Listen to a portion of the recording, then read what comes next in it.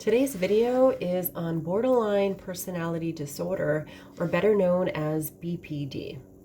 And I'd like to talk a little bit about what are the criteria to meet the condition for borderline personality disorder, what are the treatments that are most effective, and also what causes BPD in the first place. So let's start with the causes. There is research that shows that there can be a genetic component, so epigenetics, which is where your ancestors or the generation before the individual, there's trauma in the generation, and it gets trickled down into the client, essentially when they're born. But it's often nature versus nurture that really forms and creates the BPD in the first place, which stems from childhood trauma, particularly neglect. So neglect by a caregiver, either through just the emotional neglect or physical neglect, which is, let's say the parents split up and that child no longer sees on a consistent basis or at all the mother or the father. So that neglect wound runs really deep for the individual. And it's often compounded by other forms of abuse as well. So it's not uncommon to have sexual trauma in a BPD case, violence, physical abuse. It's often a mixed bag of wounding or trauma, if you will. So there are 9 characteristics of BPD, and a person just needs to meet 5 or check off 5 of the symptoms out of those 9 to meet the criteria. So in no particular order, they are. Number 1 is when the client has frantic efforts to avoid abandonment by a friend, a significant other, anybody who the client has had a connection to or a bond with. And if that person leaves, or it's even perceived that that person might leave them, that would definitely uptick a lot of the distress and panic, essentially, usually. And it leads to a desperate attempt a lot of the times to try to keep that person in their life. Number 2 is there's often a pattern of unstable relationships between friendships, significant others, colleagues at work. You'll often see a pattern of instability or lots of conflicts or turmoil in those relationships. That's often part of BPD. Number 3 is identity disturbance. A person with BPD who spent so much of their childhood really just trying to survive and get through the day, dealing with all the emotional distress, often hasn't formed a core sense of who they are. So who would they be without all that trauma? So that's number 3. Number 4 is impulsivity. So that category, symptoms or behaviors really, such as risky, spending too much money, unprotected sex. It's anything where there would be a consequence to that behavior would fall under the impulsivity.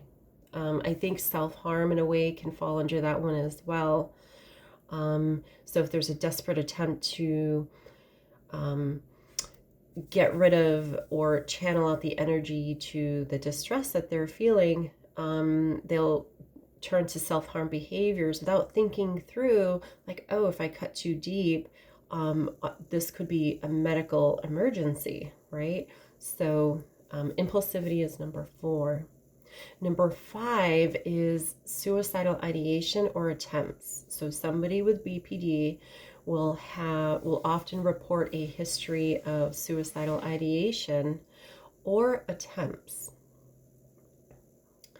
Number 6 is affective instability. So somebody with BPD will have a whole range of emotions in any given day. They could be happy 1 minute and then irritable and snappy the next, or excited and motivated to dysphoric and self-loathing. Like there's a range of emotions on any given day. And most people don't have fixed emotional states, right? A lot of people can feel a myriad of emotions on any given day. So if you look at the range for average people, someone with borderline personality disorder, it's a heightened range, right? It's more of like a roller coaster. So number 7 is emptiness. Folks with BPD often report a hole, an emptiness that they feel, that they carry every day. And that's really painful. So that emptiness often leads to, again, the impulsivity, reaching out for things outside of them to try to fill that emotional void. And they often don't do it in a way that's healthy or really fulfilling. Number 8 is anger or rage. It's not uncommon with someone with BPD who has difficulty managing their anger. And if you really think about it, they have been hurt or scarred in their childhood, which was so painful.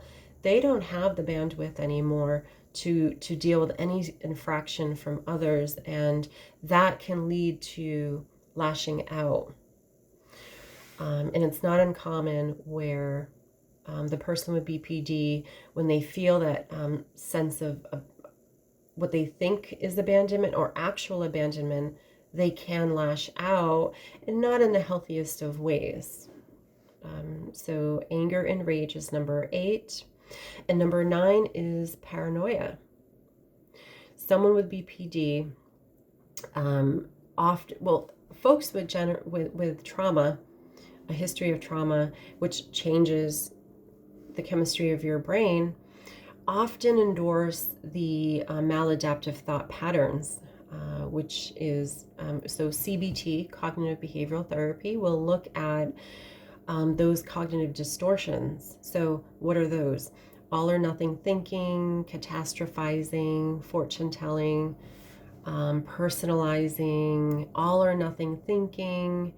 So if the person's endorsing those thought patterns, that's going to generate negative emotions, even more so, which just feeds the hamster wheel of lashing out or risk-taking behaviors, suicidal ideation. It's really painful for the person with borderline personality disorder. So the paranoia is heightened because of their stress and trauma that they have been through. So what are some treatments for borderline personality disorder? I think the research shows that DBT is the gold standard for BPD. And DBT is dialectical behavioral therapy, which teaches the client to deal with emotional distress or distress tolerance skills. And those are great skills. Things such as journaling, going for walks, taking baths, pausing, labeling and identifying emotions. I mean, there's a whole bunch of interventions for DBT, and it takes practice, and it's should be done daily. But there's also a bunch of other treatment modalities that I use in therapy with my clients. So I will do CBT and DBT in the beginning to start off, along with psychoeducation. And I teach stress management skills, some somatic therapy, which is working on to calm the nervous system, or activate the nervous system if the client is shut down, disconnected, or numb.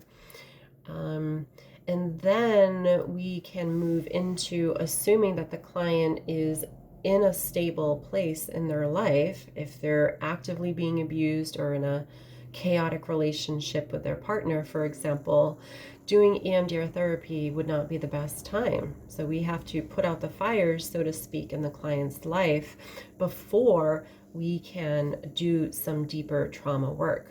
So EMDR therapy is great for working even with complex PTSD, but you want to find a practitioner who has extensive experience working with complex PTSD and dissociative disorders, because those often go hand in hand with BPD cases. So EMDR therapy, ego state therapy, or internal family systems, which is working with parts, right? We all have parts, and that is a great way to do inner child work healing as well. So as you can see, there's quite a handful of treatment modalities, and I do think sprinkling in each of those therapies is really the best way to help somebody with a personality disorder, because personality disorders, it's a bit pervasive, meaning that there's patterns, and a lot of the behaviors are deeply rooted to pain and trauma.